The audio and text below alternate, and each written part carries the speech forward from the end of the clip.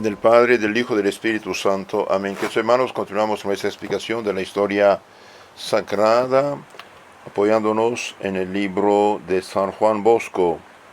San Juan Bosco, historia sagrada. Estamos en la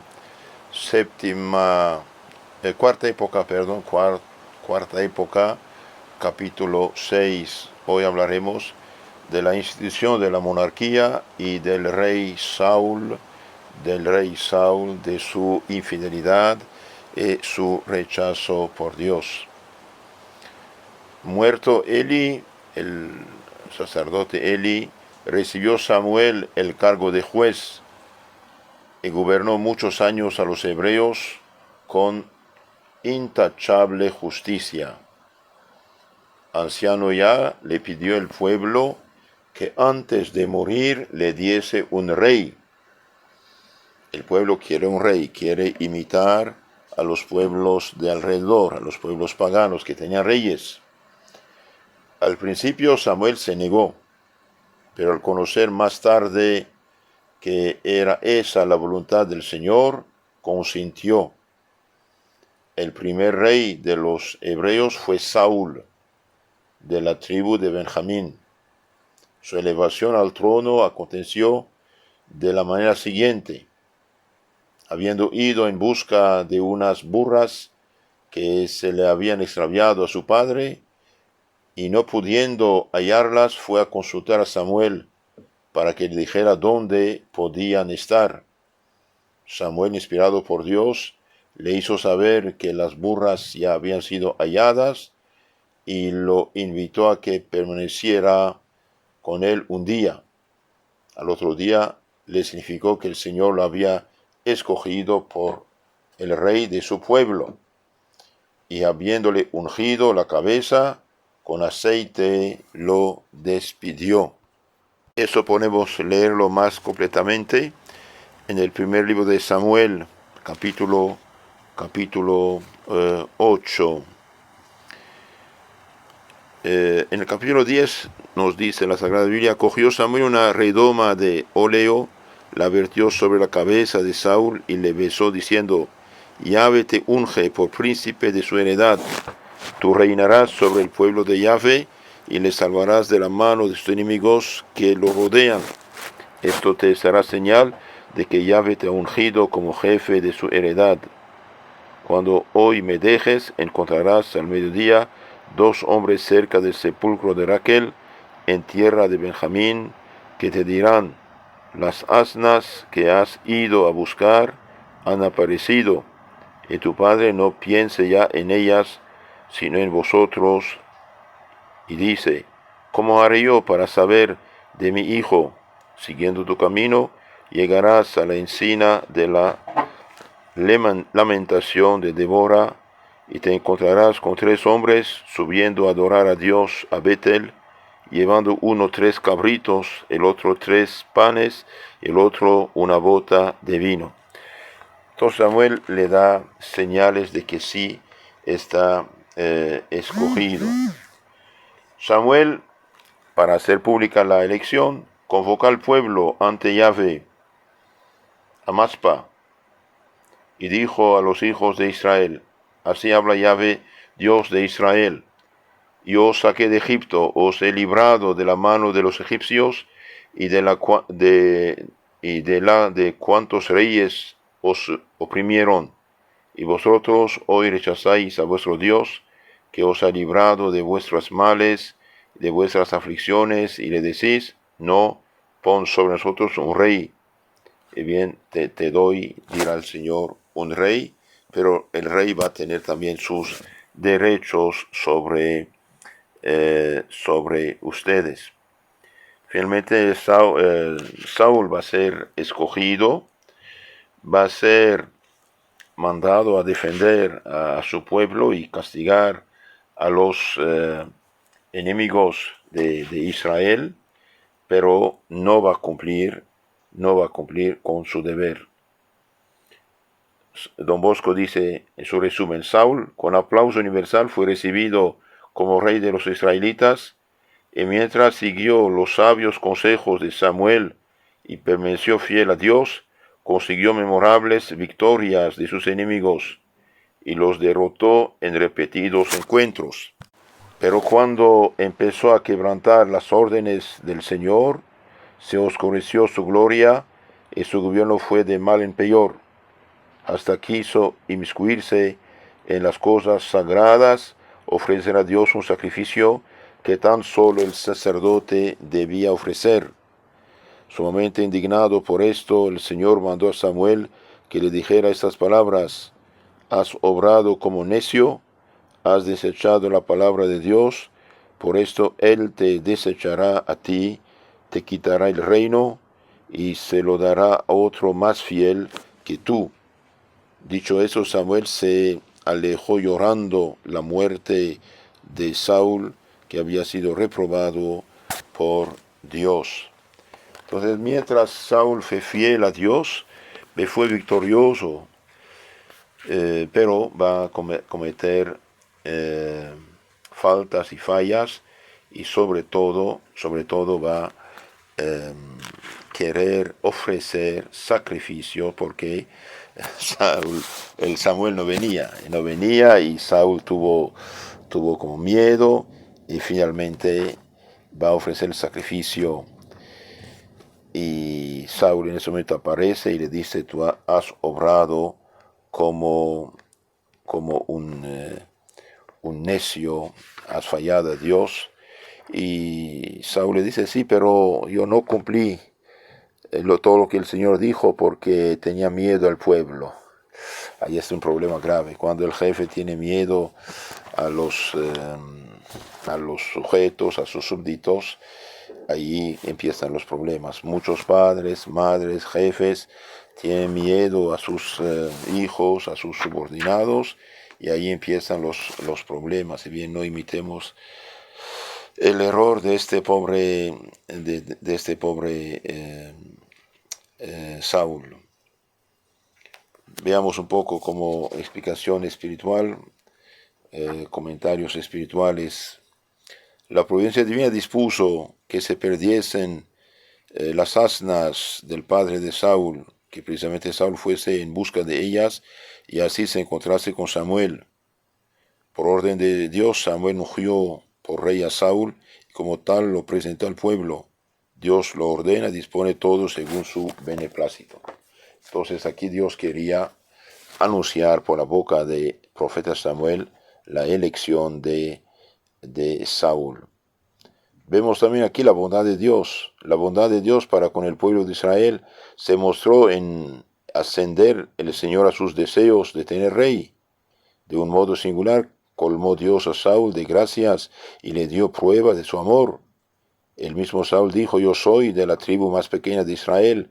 Mi familia es la última entre todas las familias de la tribu de Israel. Primero de Samuel 9:21.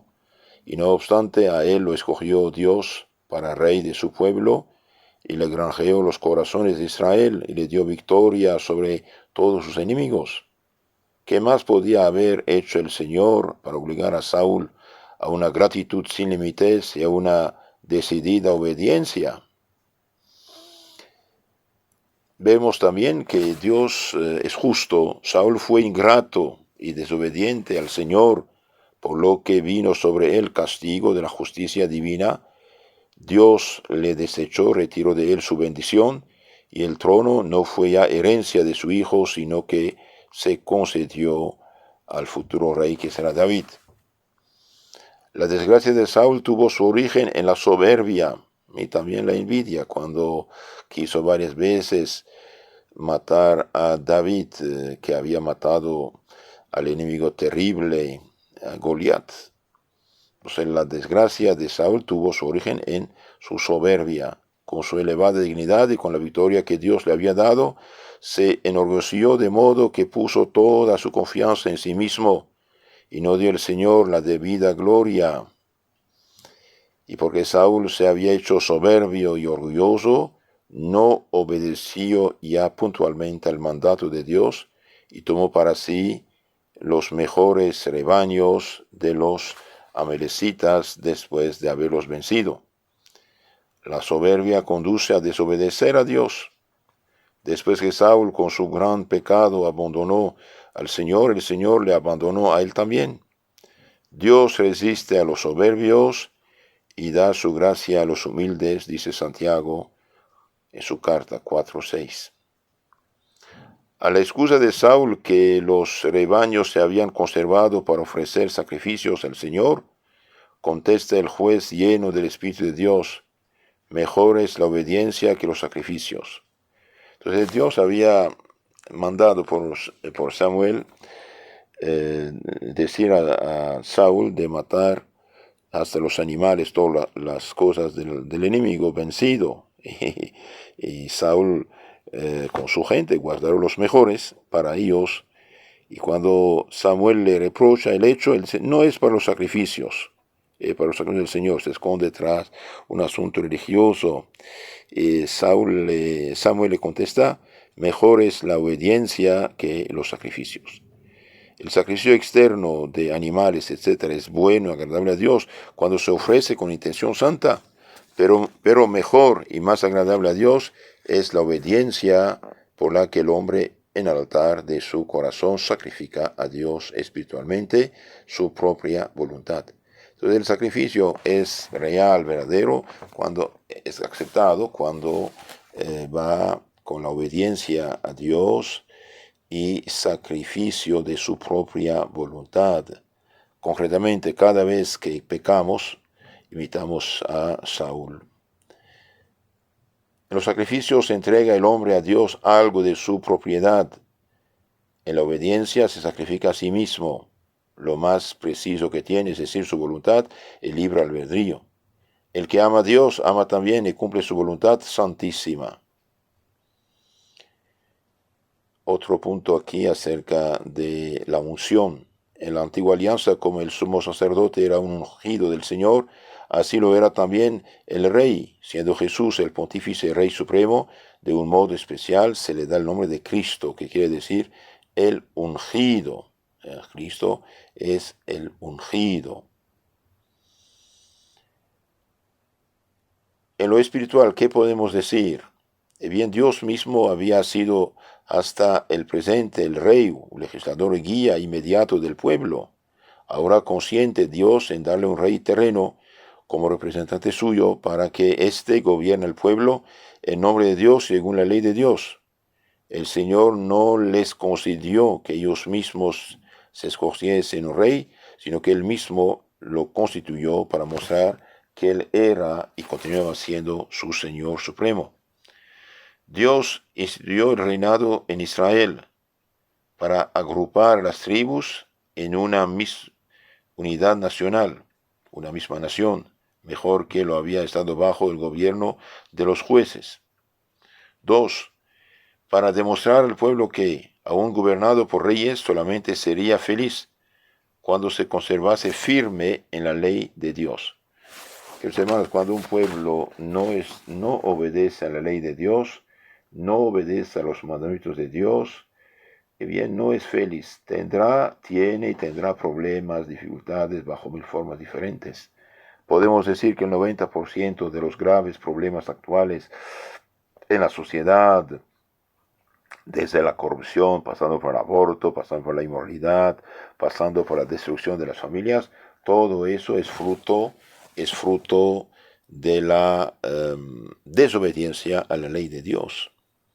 Entonces, en la medida que los pueblos son fieles a Dios y a su ley, y bien son felices, hay orden, hay bendición, hay protección. Si cada quien cumpliera, por ejemplo, si cada quien cumpliera los 10 mandamientos, todos los problemas de la sociedad serán solucionados. Así de sencillo, ¿no?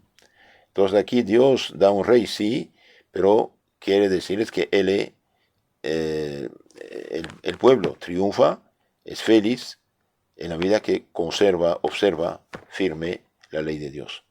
Y también le da un rey para simbolizar el reinado del Mesías.